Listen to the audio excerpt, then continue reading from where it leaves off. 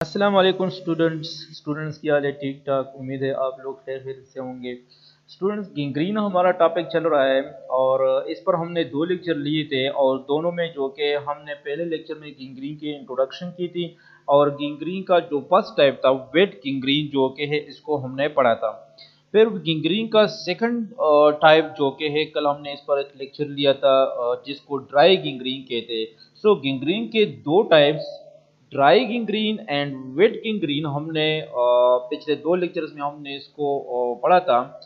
आज जो हमारा टॉपिक है ये गैंग्रीन का तीसरा टाइप है और इसका नाम है गैस गैंग्रीन। तो स्टूडेंट चलो इसको पढ़ते हैं कि गैस गैंग्रीन क्या होता है, किस तरह ये अकर होता है, मैकेनिज्म क्या है, ठीक है ना। सो गैस गैंग्रीन क्या होता है?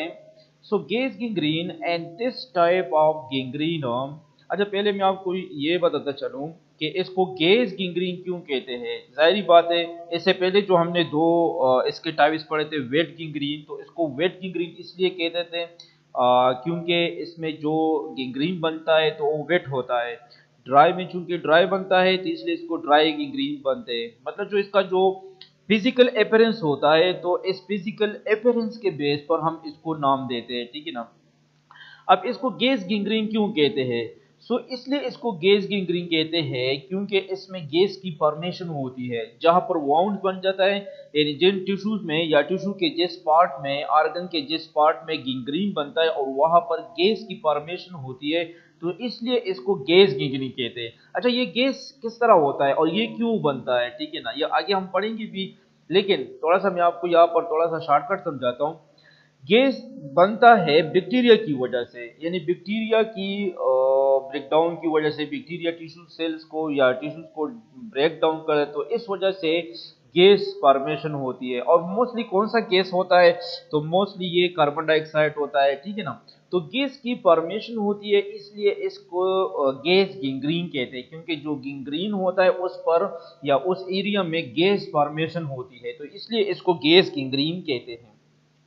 So in this type of gangrene, bacterial infection causes necrosis। यानी इस किस्म के नेक्रोसिस में क्या होता है कि जो बैक्टीरियल इन्फेक्शन होता है, बैक्टीरियल इन्फेक्शन, तो ये पहले नेक्रोसिस काज करता है। जाहिर बात है, necrosis is the first step in gangrene.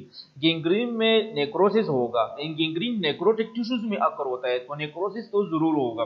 सो इस किस्म के गैस गैंग्रीन में, यानी इस किस्म के गैंग्रीन में क्या होता है कि सबसे पहले बैक्टीरियल इन्फेक्शन होता है और बैक्टीरियल इन्फेक्शन की वजह से नेक्रोसिस हो जाती है, and then gangrene with abundant gas formation in the tissues.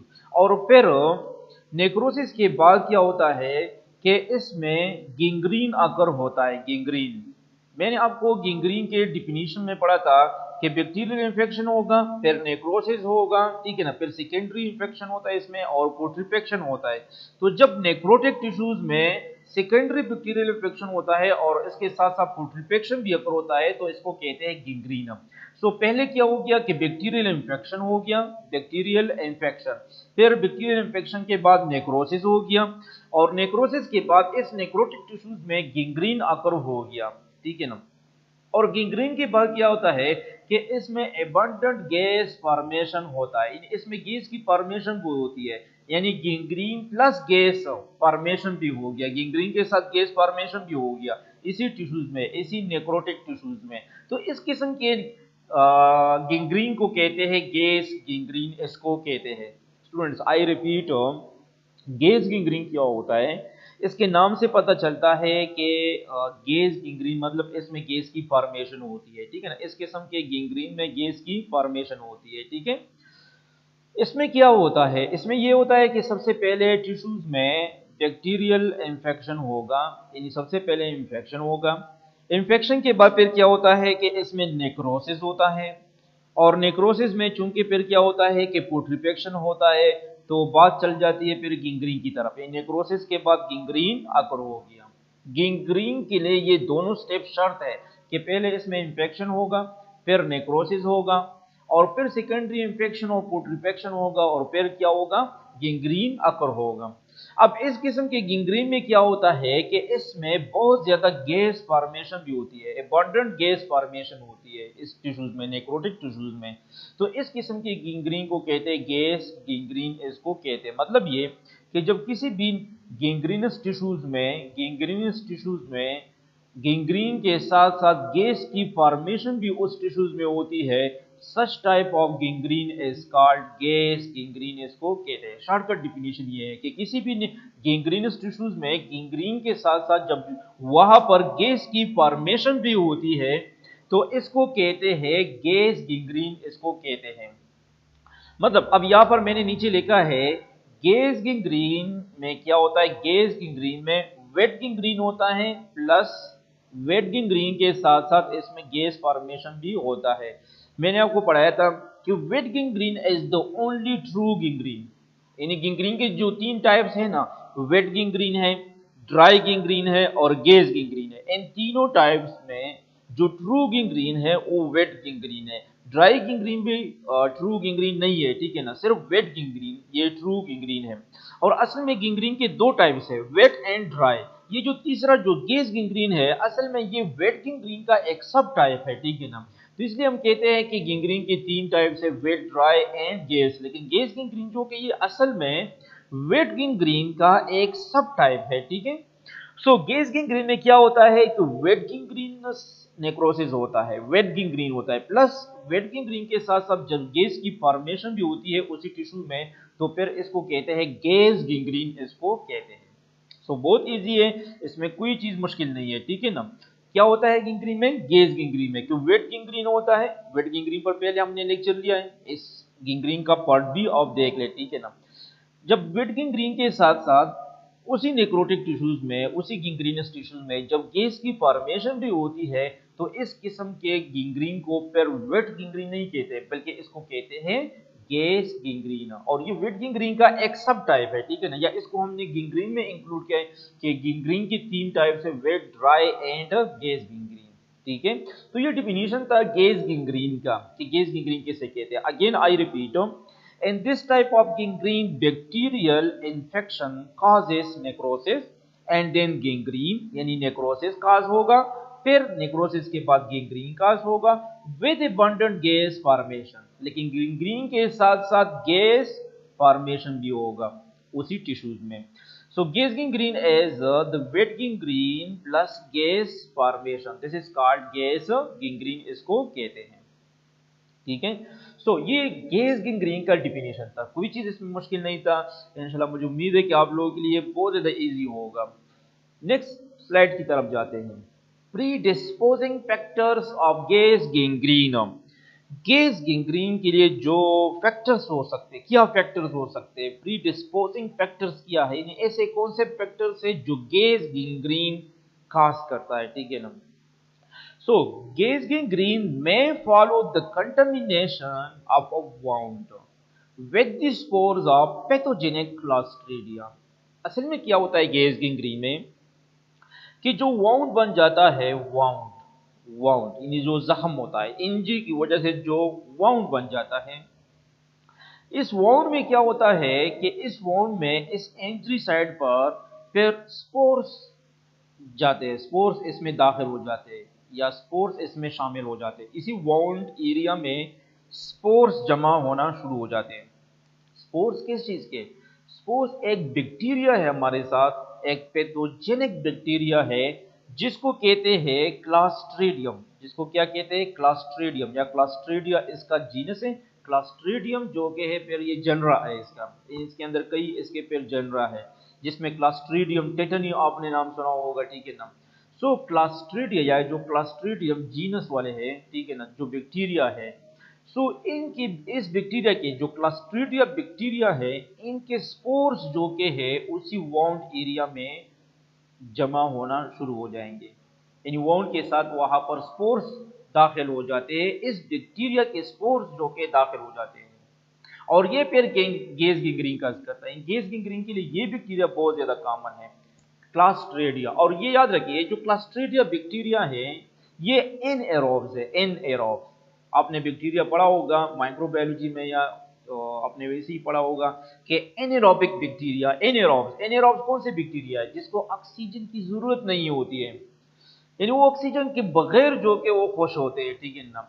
और ऑक्सीजन बाज इसमें ऐसे बैक्टीरिया है, ऐसे एनेरोब्स है कि ऑक्सीजन इसके लिए टॉक्सिसिटी पर बन जाता है। अगर ऑक्सीजन ज्यादा हो जाए या ऑक्सीजन की मुयसर हो, ऑक्सीजन मौजूद हो, तो फिर ऑक्सीजन इसके लिए एक टॉक्सिक चीज होता है, टॉक्सिसिटी काज करता है बैक्टीरिया के अंदर। ये इतने ज्यादा एनेरोबिक है ये बैक्टीरिया कि इसको ऑक्सीजन की जरूरत ही नहीं है, बल्कि ऑक्सीजन जरूरत तो आप छोड़े, ऑक्सीजन इसके लिए एक टॉक्सिक चीज बन जाता है, यानी ऑक्सीजन इसके अंदर टॉक्सिसिटी काज करता है, ठीक है ना। अगर ऑक्सीजन मौजूद हो तो फिर ये बैक्टीरिया टॉक्सिक बन जाता है, यानी खत्म हो जाता है इसकी वजह से।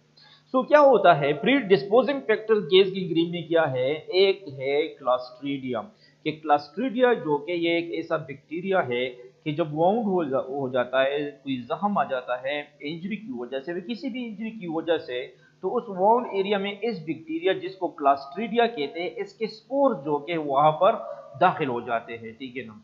और इस वजह से फिर गैस गैंग्रीन काज हो सकता है। The factor essential for spore germination is a reduced oxygen tension। अब इस स्पोर्स की जर्मिनेशन के लिए जाहिर बात है कि यहाँ पर सिर्फ स्पोर्स दाखिल हुए हैं, ठीक है ना। अब इस स्पोर जो कि ये स्पोर जो कि है ये फिर बैक्टीरिया में कन्वर्ट हो जाएंगे, यानी इसकी जर्मिनेशन होगी और ये बैक्टीरिया में कन्वर्ट हो जाएंगे, यानी इसी स्पोर से फिर बैक्टीरिया बन जाते हैं, ठीक है ना। तो इसको कहते हैं स्पोर जर्मिनेशन, कि जिसमें स्पोर जो कि है एक बैक्टीरिया में कन्वर्ट हो जाता है, इससे एक बैक्टीरिया बन जाता है, this is called spore germination. Spore germination इसको कहते हैं, ठीक है ना। Again I repeat, spore germination कैसे कहते हैं कि जिसमें स्पोर जो कि ये कन्वर्ट हो जाता है एक बैक्टीरिया में, यानी एक स्पोर से जो बैक्टीरिया बन जाता है, इसको कहते हैं स्पोर जर्मिनेशन, इसको कहते हैं। तो अब याद रखिए कि इस बैक्टीरिया के सिर्फ स्पोर्स जो कि है ये वाउंड के अंदर चले गए हैं, ठीक है ना, बैक्टीरिया नहीं गया है, स्पोर्स गए हैं, ठीक है ना। अब इस स्पोर्स जर्मिनेशन के लिए एक बहुत इंपॉर्टेंट फैक्टर है, एक बहुत इंपॉर्टेंट चीज इसके लिए चाहिए, the factor essential for spore germination. Essential का मतलब है जो बहुत ज्यादा जरूरी है, एसेंशियल का मतलब है जरूरी। In the factor essential for spore germination is a reduced oxygen tension. एक फैक्टर जो इस क्लास्ट्रीडिया बैक्टीरिया के स्पोर जर्मिनेशन के लिए बहुत ज्यादा जरूरी है, वो क्या है, जो बहुत इंपॉर्टेंट फैक्टर है इसके लिए, वो है रिड्यूस ऑक्सीजन टेंशन। जिस तरह मैंने आपको पहले पढ़ा था कि क्लास्ट्रीडिया जो कि ये एनेरोबिक बैक्टीरिया है, मतलब ये कि ये ऑक्सीजन के बगैर जो कि है ये खुश होता है, इसकी ग्रोथ होती है, इसकी होती है, ठीक है ना। अगर ऑक्सीजन हो तो ऑक्सीजन की मौजूदगी की वजह से फिर ग्रोथ नहीं कर सकता है, बल्कि ये खत्म हो जाता है, क्योंकि ऑक्सीजन इसके लिए एक टॉक्सिक बन जाता है, ठीक है ना। ऑक्सीजन की मौजूदगी इसके लिए टॉक्सिसिटी बन जाती है। सो इसकी जर्मिनेशन के लिए ये जो क्लास्ट्रीडिया बैक्टीरिया है, इस क्लास्ट्रीडिया बैक्टीरिया की जो स्पोर्स वाउंड में चले गए हैं, तो इसकी जर्मिनेशन के लिए, स्पोर जर्मिनेशन के लिए जो सबसे इंपॉर्टेंट और जो सबसे जरूरी फैक्टर है वो क्या है, रिड्यूस ऑक्सीजन टेंशन। रिड्यूस का क्या मतलब है, रिड्यूस, रिड्यूस का मतलब है कम, कम, यानी कम ऑक्सीजन टेंशन इसको चाहिए। ऑक्सीजन टेंशन का क्या मतलब है, ऑक्सीजन टेंशन, ऑक्सीजन टेंशन का मतलब है ऑक्सीजन का जो प्रेशर है, ऑक्सीजन टेंशन का मतलब है ऑक्सीजन का जो पार्शियल प्रेशर होता है ब्लड में, इसको कहते हैं ऑक्सीजन टेंशन। ये वो टेंशन नहीं है, ठीक है ना, क्या हम हर वक्त टेंशन में रहते हैं, ठीक है ना। ऑक्सीजन टेंशन का क्या मतलब है कि ऑक्सीजन का जो पार्शियल प्रेशर होता है ब्लड के अंदर, इसको कहते हैं ऑक्सीजन टेंशन, बल्कि इसको गैस टेंशन, इसको हम जनरली गैस टेंशन कहते हैं। गैस टेंशन का ये मतलब होता है कि the partial pressure of different gases, for example oxygen का भी, कार्बन डाइऑक्साइड का भी हो सकता है, in our blood vessel, this is called gas tension. और फिर जब ऑक्सीजन का नाम स्पेसिफिक आ जाता है, तो ऑक्सीजन टेंशन का मतलब होता है कि the partial pressure of oxygen in the blood vessel, it is called oxygen tension. तो क्लास्ट्रीडिया का जो स्पोर्स होता है, इसकी जर्मिनेशन के लिए जो इंपॉर्टेंट फैक्टर है वो क्या है, वो ये है कि इसकी जर्मिनेशन के लिए कम ऑक्सीजन प्रेशर होना का होना जरूरी होता है, कम ऑक्सीजन पार्शियल प्रेशर का होना जरूरी है, कि ऑक्सीजन का पार्शियल प्रेशर कम हो। अगर ऑक्सीजन ज्यादा हो, अगर ऑक्सीजन का पार्शियल प्रेशर ज्यादा हो, तो ये स्पोर जर्मिनेशन जो कि ये नहीं होगा, इसकी जर्मिनेशन फेल हो जाएगी, बैक्टीरिया नहीं बनेगा, स्पोर्स बैक्टीरिया में कन्वर्ट नहीं हो जाएगा। कब? जब ऑक्सीजन का पार्शियल प्रेशर ज्यादा हो। मतलब कि स्पोर जर्मिनेशन के लिए जरूरी क्या है कि ऑक्सीजन का पार्शियल प्रेशर कम हो। डेट अकर्स, और ये कब होता है? ऑक्सीजन का पार्शियल प्रेशर कब कम होता है? कौन सा ऐसा मौका है, कौन सा ऐसा टाइम है जिसमें ऑक्सीजन का जो पार्शियल प्रेशर होता है ये कम होता है? तो ये कौन सी ऐसी सिचुएशन होती है? Date occurs. अब डेट इशारा करता है इस कम ऑक्सीजन प्रेशर की तरफ कि ये कब होता है? Date occurs and deep puncture. अगर इस तरह वाउंड है ना कि स्किन के अंदर बहुत डीप गया है, तो इस तरह के वाउंड्स में ऑक्सीजन टेंशन या ऑक्सीजन का पार्शियल प्रेशर कम होता है, जिसकी वजह से स्पोर जर्मिनेशन होगा और बैक्टीरिया बनेगा। इस तरह के जो ऑक्सीजन टेंशन का कम होना, ये डीप पंक्चर्स में, डीप वाउंड, पंक्चर का मतलब है वाउंड्स, ठीक है ना। And lacerated wounds. Lacerated wounds किसे कहते हैं? लेसरेटेड वाउंड जो कि है, इसको कहते हैं कि जिसमें स्किन में जो वाउंड्स होता है, या टिश्यू में भी हो सकता है, मसल में भी हो सकता है, ये इसी तरह हो, इन वाउंड इस तरह हो कि इस वाउंड की वजह से स्किन, टिश्यू या मसल जो के है ये ओपन हो जाए, कट हो जाए या ओपन हो जाए। इतना ज्यादा इंटेंसिव स्टिमुलस हो या इंटेंसिव वाउंड हो कि इसमें जो वाउंड होता है, चाहे स्किन में हो, चाहे मसल में हो या टिश्यू में हो, यानी इस वाउंड की वजह से वो टिश्यू या मसल या स्किन जो के है ये कट हो जाए और ओपन हो जाए, ठीक है, तो इसको कहते हैं लेसरेटेड वाउंड्स। तो इस तरह के जो ऑक्सीजन, इस तरह की वाउंड्स जहां पर ऑक्सीजन टेंशन कम होता है, तो ये डीप पंक्चर वाउंड्स में हो सकता है, ये लेसरेटेड वाउंड में हो सकता है। एंड कंपाउंड फ्रैक्चर्स, और कंपाउंड फ्रैक्चर्स में भी हो सकता है। अच्छा, कंपाउंड फ्रैक्चर कैसे कहते हैं?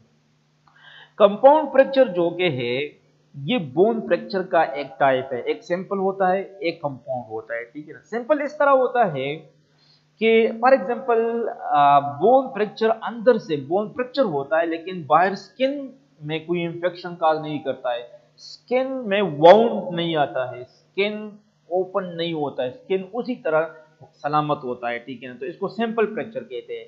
लेकिन कंपाउंड फ्रैक्चर ये उस किस्म के बोन फ्रैक्चर को कहते हैं जिसमें हड्डियां तोड़ जाती है, हड्डियां टूट जाती है, यानी इस किस्म के बोन फ्रैक्चर है कंपाउंड फ्रैक्चर, जिसमें अंदर बोन भी जो के है ब्रेक हो जाता है, लेकिन ये इतना ज्यादा ब्रेक हो जाता है कि वो जो बोन्स होते हैं, जो बोन होते हैं, वो स्किन में दाखिल हो जाते हैं, ठीक है ना। यानी इसकी जो ब्रोकिंग या जो ब्रेकिंग इंड्स होती है, इंड्स वो स्किन में चले जाते हैं, जिसकी वजह से स्किन भी कट हो जाता है और बाहर से हम इसको देख सकते हैं कि ये अंदर बोन फ्रैक्चर इतना ज्यादा है कि इसने बाहर स्किन को जो के है इसको ओपन किया, इसको काट किया है। बाजों का तो बोन जो के स्किन की जरिए से बाहर आ सकता, इसकी जो ब्रेकिंग इंड्स होते हैं ये बाहर आ जाते हैं, ठीक है ना। तो इस किस्म के फ्रैक्चर्स को कहते हैं कंपाउंड फ्रैक्चर, इसको कहते हैं, ठीक है ना। इसको ओपन फ्रैक्चर भी कहते हैं, कंपाउंड फ्रैक्चर या ओपन फ्रैक्चर, ठीक है। अच्छा, तो इस किस्म के कंपाउंड फ्रैक्चर्स में भी जो कि क्या हो जाता है कि ऑक्सीजन टेंशन, ऑक्सीजन का पार्शियल प्रेशर उस वाउंड्स में, जख्म में कम हो जाता है, जिसकी वजह से स्पोर्स की जर्मिनेशन होगी। So soil is particularly dangerous. Soil जो कि है ये डेंजरस होता है because it salts lead to tissue necrosis, क्योंकि साल्ट्स में जो मौजूद साइल में मौजूद जो साल्ट्स होते हैं ये टिश्यू नेक्रोसिस काज कर सकते हैं। तो अक्सर जो कि पुराने जमाने में या आजकल भी लोग क्या करते हैं कि जब कोई वाउंड आ जाता है तो इस पर साइल लगाते हैं, ठीक है ना, जिसकी वजह से ब्लीडिंग स्टॉप हो जाती है। उस वक्त तो ब्लीडिंग स्टॉप हो जाती है, लेकिन याद रखिए कि साइल में ऐसे बहुत सारे बैक्टीरिया है, जिस तरह क्लस्ट्रीडियम टिटनी हो गया, ठीक है ना, क्लस्ट्रीडियम परफ्रेंजेंस हो गए, ठीक है ना, कि इसके स्पोर जो के साइल में मौजूद होते हैं। तो जब आप साइल किसी वाउंड पर लगाते हैं तो ये स्पोर्स जो के इसके साथ चले जाते हैं इन्फेक्शन एरिया में, वाउंड एरिया में, जो वहां पर फिर उस स्पोर्स की जर्मिनेशन होती है और फिर क्या होता है, ये बैक्टीरिया में कन्वर्ट हो जाते हैं, ठीक है ना, और फिर इन्फेक्शन बहुत ज्यादा हो जाता है। अच्छा, अब क्या होता है, अगेन आई रिपीट,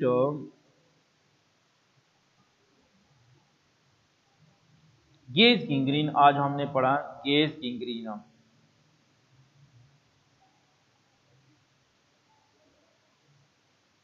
अच्छा, गेज गैंग्रीन हमने पढ़ा।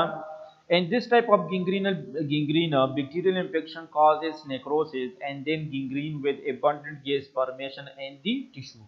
गेज गैंग्रीन जो कि क्या होता है कि वेट गैंग्रीन प्लस इसके साथ जब गेज फॉर्मेशन होती है तो इसको गेज गैंग्रीन कहते हैं। नेक्स्ट हमने पढ़ा कि कौन से ऐसे फैक्टर्स हो सकते हैं गेज गैंग्रीन के लिए, क्या फैक्टर हो सकते हैं। तो इसमें हमने जिक्र किया कि गेज गैंग्रीन में असल में क्या होता है कि जो वाउंड्स होते हैं, वाउंड्स बन जाते हैं, तो इसमें स्पोर जो कि बैक्टीरियल स्पोर जो कि मोस्टली क्लॉस्ट्रीडियम के जो स्पोर्स होते हैं ये वाउंड्स के अंदर चले जाते हैं। और फिर क्या होता है, जब इसको मौका मिल जाता है तो स्पोर्स की जर्मिनेशन होती है। अच्छा, स्पोर जर्मिनेशन के लिए क्या चाहिए, स्पोर जर्मिनेशन के लिए रिड्यूस ऑक्सीजन टेंशन होना चाहिए, ऑक्सीजन का पार्शियल प्रेशर उस वाउंड एरिया में कम हो, ठीक है ना। और ऐसे कौन से वाउंड्स है जिसमें ऑक्सीजन का पार्शियल प्रेशर कम होता है, तो जो डीप पंक्चर वाउंड्स होते हैं, जो लेसरेटेड वाउंड्स होते हैं, या जो कंपाउंड फ्रैक्चर्स होते हैं बोन के, तो इन तीन ऐसे वाउंड्स है जिसमें जो कि है ऑक्सीजन का जो टेंशन होता है, ऑक्सीजन टेंशन होता है वो कम होता है, तो इसमें स्पोर्स जो जर्मिनेशन होती है, स्पोर जर्मिनेशन के चांसेस ज़्यादा हो जाते हैं, ठीक है। और साइल जो कि साइल बहुत ज़्यादा डेंजरस है, क्योंकि साइल में मौजूद ऐसे साल्ट्स होते हैं जो नेक्रोसिस जो कि हैं काज कर सकते हैं, ठीक है ना। तो फैक्टर क्या है इसके लिए, स्पोर्स है, ठीक है। यानी स्पोर्स जो कि है ये वॉन्ड्स में चले जाते हैं जिसकी वजह से फिर वो बैक्टीरिया में कन्वर्ट हो जाते हैं, जिसकी वजह से फिर इंफेक्शन मजीद बढ़ेगा, ठीक है।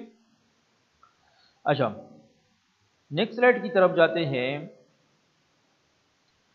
Infection by aerobic organism at the same time serve to produce anaerobic environment that is favorable for anaerobic Clostridia। अच्छा, बाज़ औक़ात इस तरह होता है कि इस दौरान यानी एनारोब भी अटैक किया है, एनारोबिक बैक्टीरिया ने भी अटैक किया है, फॉर एग्जांपल क्लॉस्ट्रीडिया, लेकिन इस दौरान कोई एरोबिक ऑर्गेनिज्म भी आ जाता है, एरोबिक बैक्टीरिया भी आ जाता है और इस वाउंड्स में दाखिल हो जाता है। एरोबिक वो है जिसको ऑक्सीजन चाहिए, जो ऑक्सीजन की मौजूदगी में अपना मेटाबॉलिज्म वगैरह कर सकते हैं, ठीक है ना। तो infection by aerobic bacteria at the same time, अगर इसी टाइम यानी इसी सेम टाइम जिसमें ये एनारोब्स या क्लॉस्ट्रीडिया दाखिल हुआ हो और इसी दौरान एक एरोबिक ऑर्गेनिज्म भी दाखिल हो जाता है इस वाउंड एरिया में, तो इस वजह से एनारोबिक एनवायरनमेंट जो कि मजीद बढ़ेगा, यानी ये मजीद एनारोबिक एनवायरनमेंट प्रोड्यूस करेगा। क्यों? अच्छा, ये क्यों होता है, ठीक है ना। जरा थोड़ा आप यहाँ पर सोचें, तवज्जो दे दे इस पॉइंट को। यानी पहले क्या हो गया है कि anaerobic bacteria for example Clostridium जो कि ये वाउंड के अंदर दाखिल हो गया है, जो एनारोबिक है, ठीक है ना। लेकिन अगर इसी टाइम एक एरोबिक बैक्टीरिया आ जाता है, एरोबिक ऑर्गेनिज्म भी आ जाता है, बैक्टीरिया भी आ जाता है और इस वाउंड में दाखिल हो जाता है, तो इससे क्या हो जाएगा कि इससे जो एनारोबिक एनवायरनमेंट है ये मजीद बढ़ेगा, यानी एनारोबिक एनवायरनमेंट मजीद प्रोड्यूस होगा। क्यों प्रोड्यूस होता है?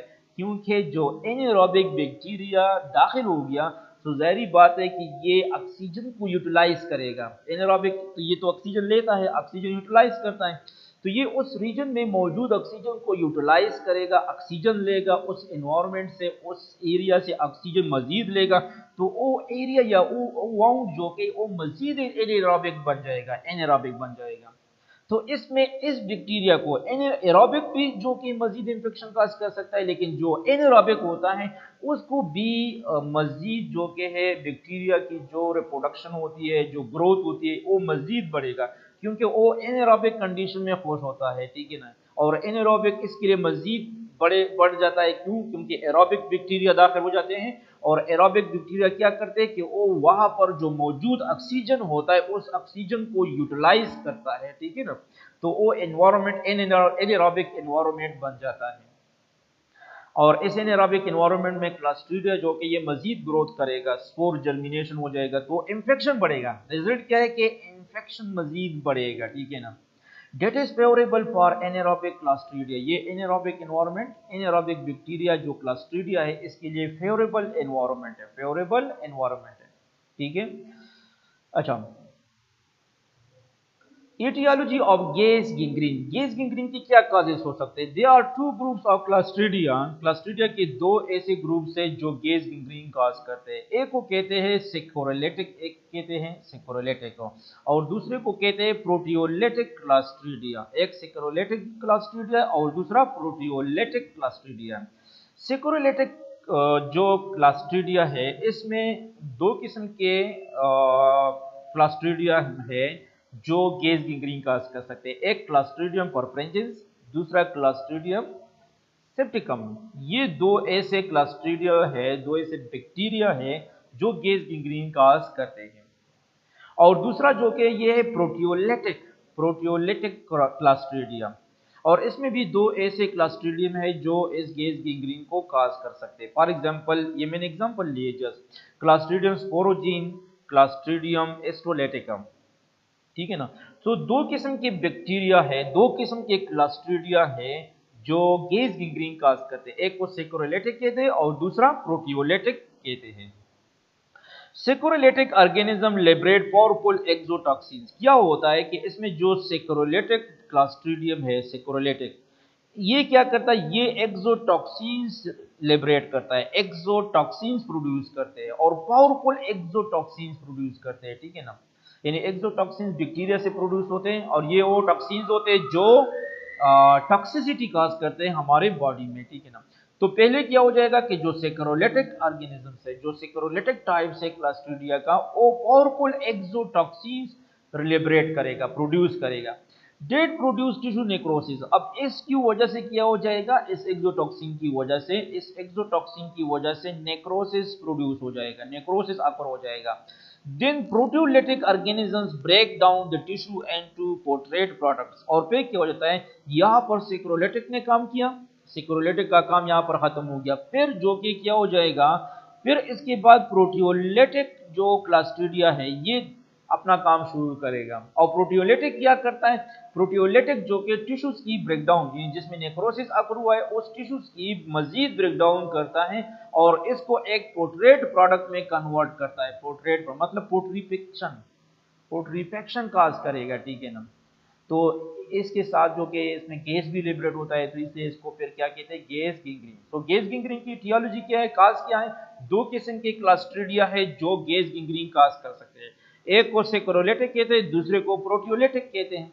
सेक्रोलेटिक क्या करते हैं? सेक्रोलेटिक जो कि है ये पावरफुल एक्सोटॉक्सिन्स रिलीज करते हैं, ठीक है ना।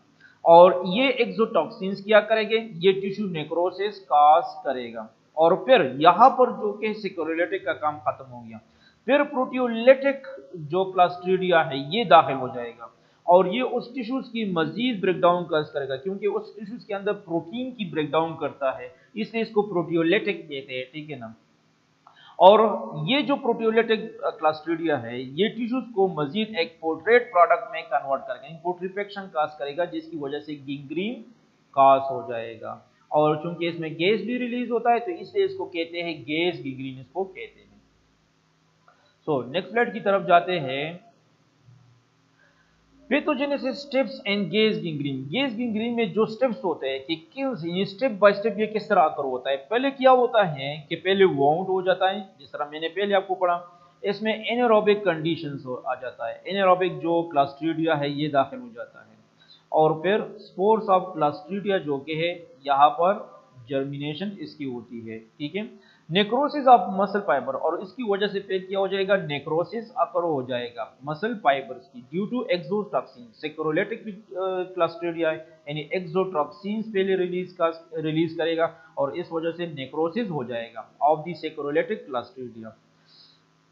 Fermentation of muscle carbohydrates with formation of lactic acid and gas. और इसमें क्या होता है कि ये एक्सोटॉक्सिन्स किस तरह नेक्रोसिस काज करता है। तो जाहिर बात है कि मसल्स है और मसल्स में जो कि आप लोगों को पता है कि इसमें स्टोर ग्लाइकोजन होता है, कार्बोहाइड्रेट ग्लाइकोजन की शक्ल में यहाँ पर स्टोर होता है।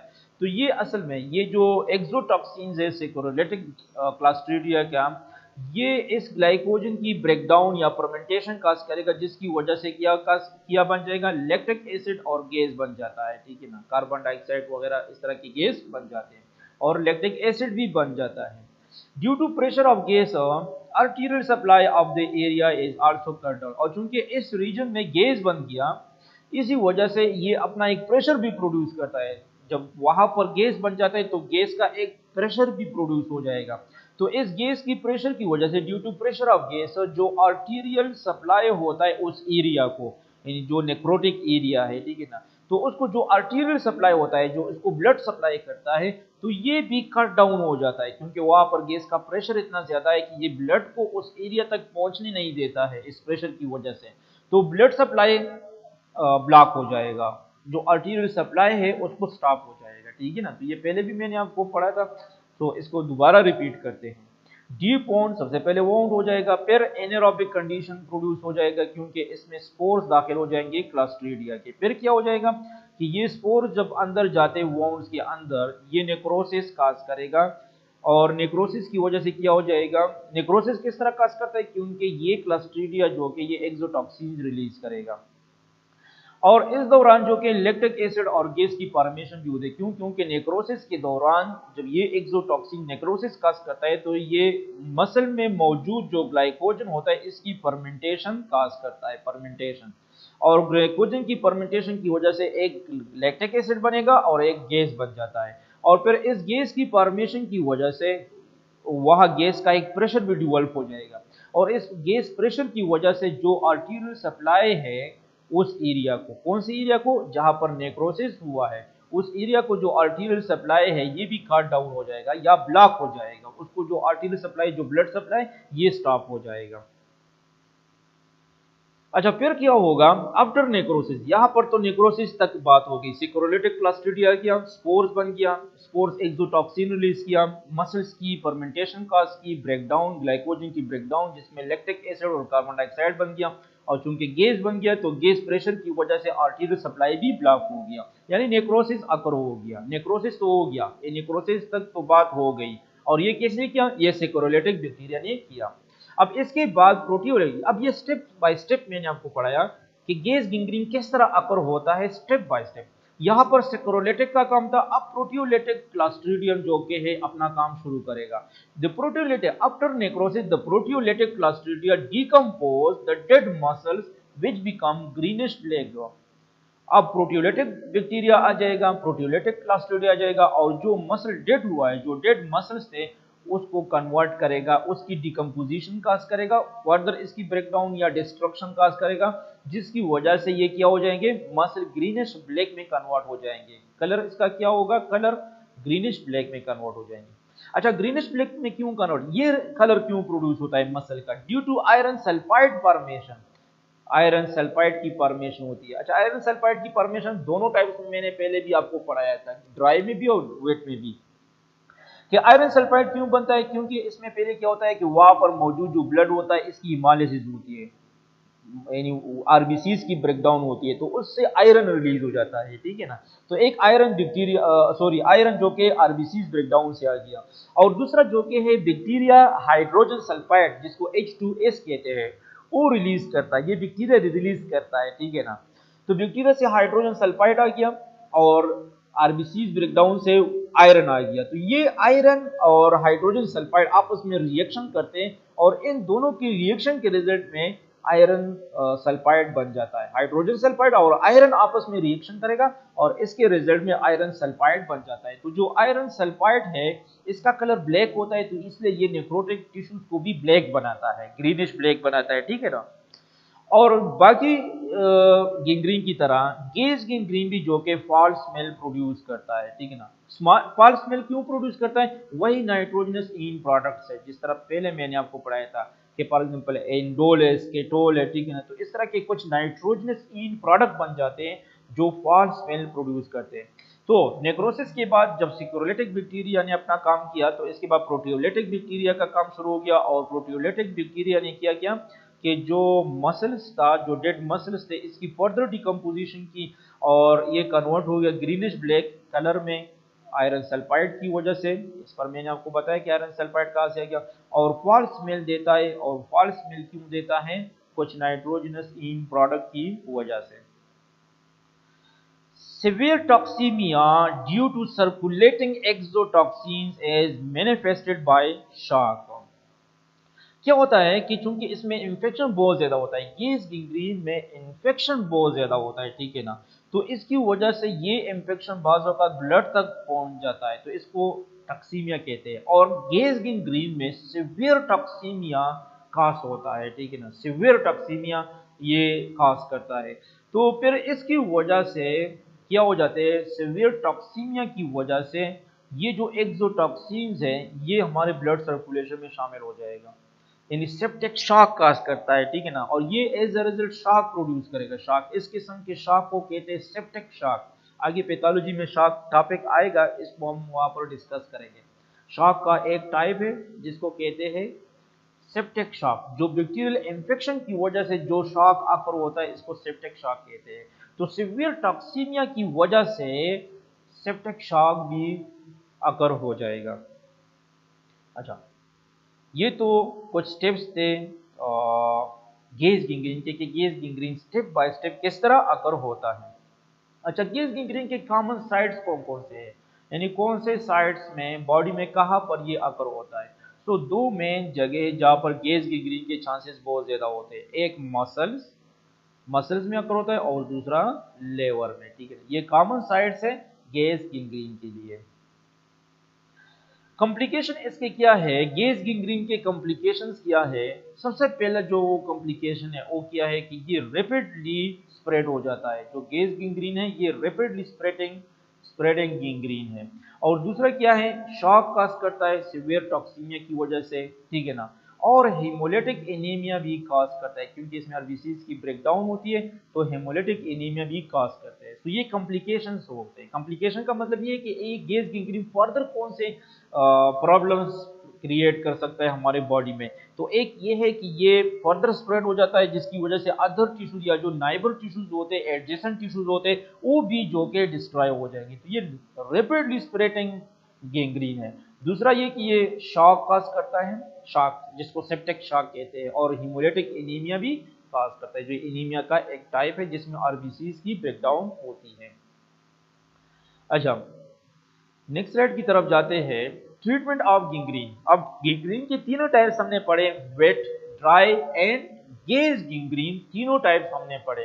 अब गैंग्रीन की ट्रीटमेंट क्या है, ट्रीटमेंट हम इसको किस तरह कर सकते हैं। तो जाहिर बात है दो बातें, एक बात तो ये कि जो इन्फेक्शन है उसको कंट्रोल करो, यानी गैंग्रीन का जो काज है जिसकी वजह से गैंग्रीन अकर हुआ है, यानी जो इन्फेक्शन है उसको कंट्रोल करो, उसकी ट्रीटमेंट करो। एंटीबायोटिक्स ड्रग्स देते हो, इंजेक्शन देते हो, टेबलेट देते हो, मतलब कोई भी ड्रग दे दो एंटीबायोटिक के थ्रू, यानी जो भी फैक्टर है, जो भी काजेटिव फैक्टर है गैंग्रीन के लिए, उसकी ट्रीटमेंट आप करो, ठीक है ना। तो एक तो ये है। दूसरा क्या है कि अगर गैंग्रीन इतना सिवियर हुआ है कि ये फर्दर स्प्रेड भी हो सकता है, बाकी हेल्थी टिश्यूज को भी ये डिस्ट्रॉय कर सकता है, तो फिर उस जगह को, उस टिश्यू को या उस ऑर्गन को, उस पार्ट को आप सर्जिकली रिमूव करो, ताकि बाकी जो हेल्थी टिश्यूज है उस तक ये ना फैल सके, ठीक है ना। तो इसको इम्पुटेशन कहते हैं। फिर अच्छा, ट्रीटमेंट ऑफ गैंग्रीन में दो किस्म के, एक ये है कि आप ट्रीटमेंट करो जो प्री डिस्पोजिंग फैक्टर है, जो कॉजेटिव फैक्टर्स है गैंग्रीन का, उसकी ट्रीटमेंट करो। दूसरा क्या है, एम्पुटेशन है। एम्पुटेशन का क्या मतलब है कि आप सर्जिकली किसी पार्ट को, किसी ऑर्गन को रिमूव करते हो, तो इसको एम्पुटेशन कहते हैं। Surgical removal of the gangrene tissue to prevent spreading of infection to the adjacent healthy tissue, इसको एम्पुटेशन कहते हैं। तो ये दो ट्रीटमेंट है गैंग्रीन के। तो थैंक यू स्टूडेंट्स, आज के इस लेक्चर के साथ जो गैंग्रीन का पार्ट सी है, थर्ड पार्ट है, इसके साथ हमने गैंग्रीन टॉपिक को मुकम्मल तौर पर इसको फिनिश किया, ठीक है ना। तो इसके तीन टाइप्स ऑफ गैंग्रीन का इंट्रोडक्शन हो गया, wait gangrene, dry gangrene and gas gangrene. ये तीन टाइप्स गैंग्रीन के हमने पढ़े। तो thank you students, thank you so much.